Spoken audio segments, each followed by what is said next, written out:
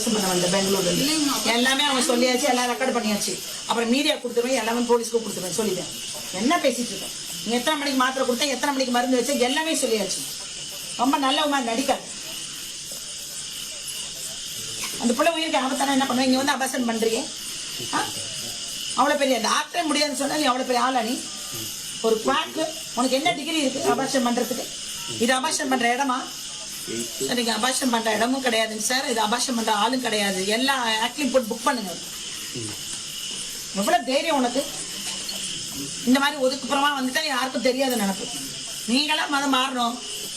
Patient வீட்டுக்காரலாம் அவங்க சொல்றாங்க, நீங்க பாருங்க சும்மா விளையாட்டுக்கு நேரத்துக்கு வந்து குடிப்பாங்க நினைச்சிருக்கேன். உடனே மொட்டை மாடியில போய் உடனே அப்படியே குடிச்சு ஓடிடலாம் பாத்தியா? உங்க பார்த்தோன்னே மேல ஓடிச்சுங்க சார். எதுக்கு வரமா நீ? எதுக்கு? எவ்வளவு? 30,000 சும்மா இல்ல. அபாஷன் 30,000 என்ன குழந்தை பக்கத்துக்கு 15,000 தொழில் இதெல்லாம்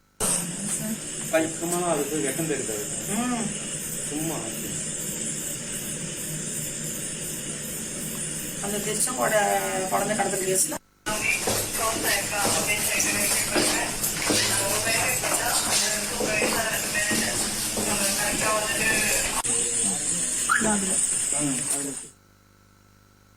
தர்மபுரி மாவட்டம் பாப்பாரப்பட்டி அருகே கர்ப்பிணிக்கு கருக்கலைப்பு முயற்சி நடைபெற்றிருக்கிறது.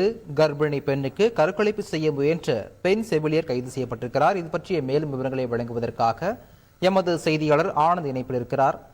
ஆனந்த் வணக்கம். இது பற்றிய முழு விவரங்களை பதிவு பண்ணுங்க. வணக்கம். கண்டிப்பாக தருமபுரி மாவட்டம் பாப்பாரப்பட்டி அருகே கிட்டநல்லியில் கர்ப்பிணியின் வயிற்றில் உள்ள குழந்தையின் பாலினம் கண்டறிந்து பெண் குழந்தை என்றால் கருக்கலைப்பு செய்வதாக சுகாதார மற்றும் ஊரக நலப்பணிகள் இணை இயக்குனர் சாந்தி அவர்களுக்கு ரகசிய தகவல் கிடைத்துள்ளது. இதனையடுத்து இன்று இரவு சுமார் 10 மணி அளவில் மருத்துவ தலைமையிலான குழுவினர் கிட்டநல்லி பகுதியில் தீவிர கண்காணிப்பில் ஈடுபட்டு இருந்தனர். அப்போது அப்பகுதியில் உள்ள கர்ப்பிணி வீட்டிற்கு சந்தேகத்திற்குரிய வகையில் ஒரு பெண் செல்வதை கண்டவர்கள் சிறிது நேரத்தில் காத்திருந்து திடீரென வீட்டிற்கு உள்ளே சென்று பார்த்தபோது கர்ப்பிணியின் வயிற்றின் உள்ள பெண் குழந்தையை கருவினை கலைப்பதற்காக பிறப்புறுப்பில் கருக்கலைப்பு மாத்திரை வைக்கப்பட்டிருந்தது தெரிய வந்துள்ளது. உடனடியாக மாத்திரையை அப்புறப்படுத்தி விசாரித்ததில் கர்ப்பிணிக்கு 8 வருடத்திற்கு முன்னர் திருமணமாகி 2 பெண் குழந்தைகளும் தற்போது வயிற்றில் உள்ள குழந்தையை பெண் குழந்தை என தெரிந்ததால் கருக்கலைப்பு செய்ய முயன்றது தெரிய வந்துள்ளது.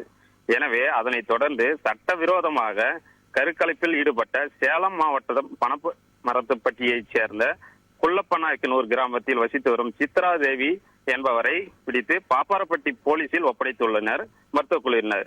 சித்ரா தேவியை கைது செய்த போலீசார் மேலும் இது தொடர்புகளை குறித்து தீவிர விசாரணை மேற்கொண்டு வருகின்றனர். கருவில் உள்ள குழந்தையின் பாலினம் கண்டறிந்த 3 பேர் மீது இன்று குண்டர் சட்டம் பாய்ந்த நிலையில் கருக்கலைப்பு சம்பவம் பெரும் அதிர்ச்சியை இப்பகுதியில் ஏற்படுத்தியுள்ளது. நன்றி ஆனந்த், உங்களுடைய விரிவான விவரங்களுக்கு. நன்றி.